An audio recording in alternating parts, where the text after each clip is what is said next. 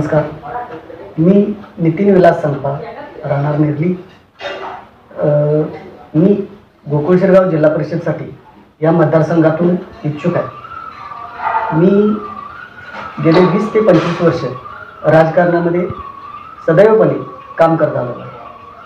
मी ग्रामपंचायत सदस्य, उपसरपंच म्हणून काही काळ काम केलेलं आहे.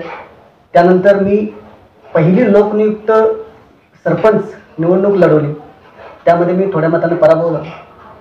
मी ग्रामपंचायतच्या काळात गावाच्या विकासासाठी भरीव निधी आणण्यासाठी माननीय आमदार अमोल महाडिक साहेब व खासदार धनंजय महाडिक साहेब तसेच जिल्हा परिषद अध्यक्ष माजी जिल्हा परिषद अध्यक्ष शौमिका वहिनी यांच्या माध्यमातून विकास निधी आणण्याचा प्रामाणिकपणे प्रयत्न केला. गावच्या विकासासाठी सदैव काम करत राहिले. त्यानंतर पक्षीय पातळीवर काम करत असताना केंद्राच्या व राज्याच्या अनेक उपक्रम हे गावापर्यंत प्रभावीपणे राबवण्याचा परिपूर्ण प्रयत्न केला. त्यासाठी मी कॅम्प घेणे, लोकांच्यापर्यंत वैयक्तिकरित्या पॅम्पलेट पोचवणे, त्याचबरोबर लोकांना ते समजावून सांगणे असे अनेक उपक्रम मी स्वतःहून राबवले. त्यासाठी मला माझ्या सहकाऱ्यांचं अगदी पाठिंबा मिळाला. त्याचबरोबर आज जिल्हा परिषदमध्ये सर्वसाधारण आरक्षित झाल्यानंतर लोकांनी मला उत्स्फूर्तपणे आपण प्रयत्न करावा अशी विनंती केली.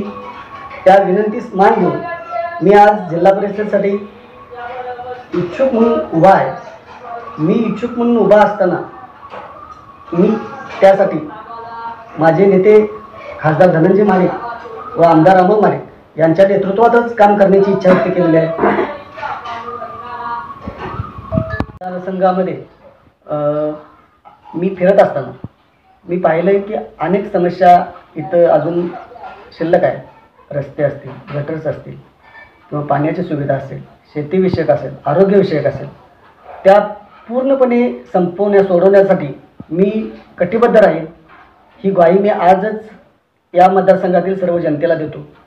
त्याचबरोबर आज या मतदारसंघाला जोडून 2 औद्योगिक वसाहत आहेत.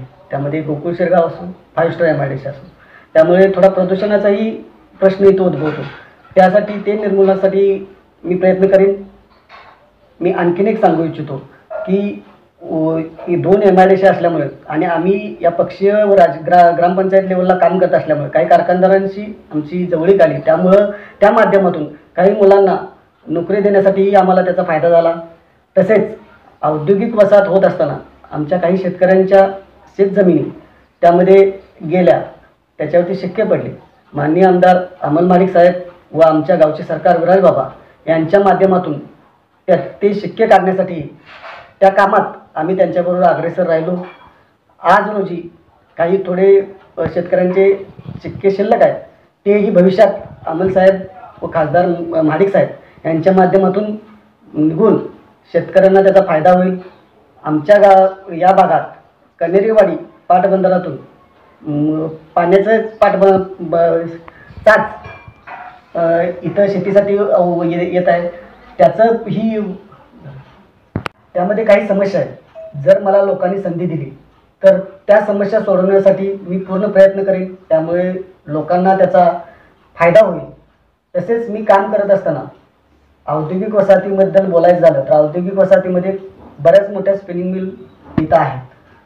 त्यामध्ये वर्षानुवर्ष संप होऊन त्या बंद होत्या, पण आम्हाला त्यात काम करण्याची संधी मिळाली आणि त्यात प्रयत्न करून प्रशासनाशी आम्ही कंपनीच्या प्रशासनासाठी हे ठेवून चर्चा करून त्या समस्या सोडवून अनेक कामगारांना परत नोकरीवर घेण्यासाठी प्रयत्न केला. त्यात आम्हाला यशही आलं. अशा अनेक विविध उपक्रमातून मी सातत्यानं काम करतो आहे आणि त्या जीवावर मी आज पक्षाकडे व माझ्या नेत्यांच्याकडे आग्रहाची विनंती करत आहे की मला आपण या मतदारसंघात पुन्हा ताकदीनं काम करण्यासाठी ही संधी उपलब्ध करून द्यावी अशी मी विनंती त्यांना करत आहे.